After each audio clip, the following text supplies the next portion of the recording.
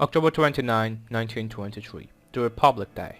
On this day, the Parliament of Turkey declared the new modern Republic of Turkey, and it has got a very huge backstory. Let's hear it. The old Ottoman Empire had been through the World War I, and it had huge losses. The great empire on 3 continents was now occupied by 5 countries: France, UK, Italy, Armenia and Greece, and now it was just a small part of a peninsula called Anatolia. And the emperor was fine with it. Actually, he was trying to compromise with the occupiers, and the army was nearly gone. So, it was desperate. It seemed that this huge empire, lasted for 624 years, was now coming to an end. But a heroic man named Mustafa Kemal, a talented soldier and a commander who proved himself on the battlefield, was not agreeing with the emperor. He had traveled in Anatolia and gave congresses. He was thinking of big things. He was thinking of to get these occupiers of the Turkish mainland, Anatolia, and on these lands to found a modern democratic republic from the ashes of old Ottoman Empire. He gathered the Anatolian people to defend their land. In the meantime, the emperor and the occupiers was not okay with these congresses and speeches. The emperor put price on Mustafa Kemal's head, but he was going on with his plans to unite the mainland again and to build a new modern republic on it. Firstly, he formed a parliament to administrate the nation.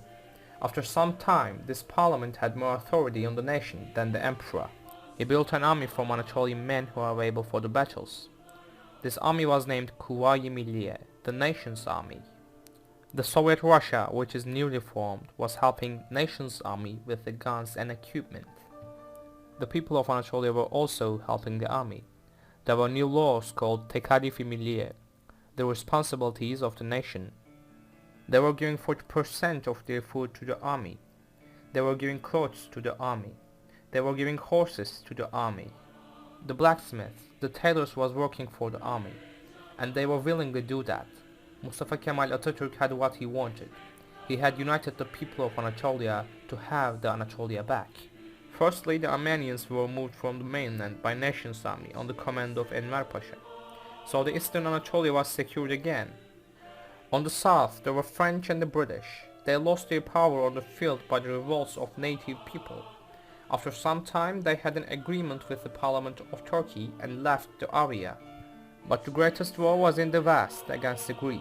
They had a great power on the field and they were taking help from the UK and France. Mustafa Kemal Atatürk saw that and he thought to defeat the Greeks we needed more than a nation's army. It wasn't organized. It wasn't strong enough to defeat the Greeks. So Atatürk decided to form a new army from the men of old one. A new army called Düzenli Ordu, the organized army.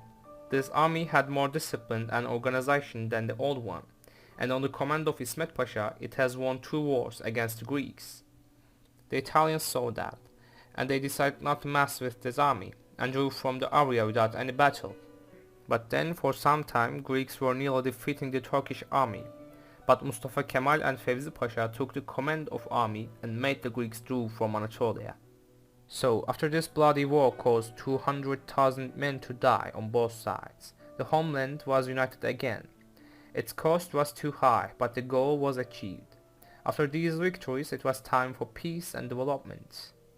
As you can see, Turkey is a country who got its independence under very hard conditions. So that's why the Republic Day of Turkey, 29th October, is very important for us. This is the day that the Parliament of Turkey declared the Republic of Turkey officially. This is the day that the modern democratic Republic of Turkey was formed, as in Mustafa Kemal Atatürk's dreams. After 2 years of the declaration of the Republic, this day has been declared as a national holiday, and we still celebrate it on this day, 97 years later. So this day means a lot to us. It means resistance. It means salvation. It means victory. It means the birth of a modern nation. After its foundation, Mustafa Kemal Atatürk has been elected by the people as the President of Turkey with a democratic election. After the declaration of the new republic, Mustafa Kemal Atatürk had made many revolutions. One of them was the surname revolution. Everyone were having surnames now, like in the modern countries, and people decided to give Mustafa Kemal the surname Atatürk, the father of the Turks. Thank you, Atatürk, for leaving us a united country, modern, democratic, away from Islamic priests, and has equal rights for everyone. We still believe in your ideas and make them immortal. Thank you, the father of the Turks, and don't worry, your ideas are secured with us.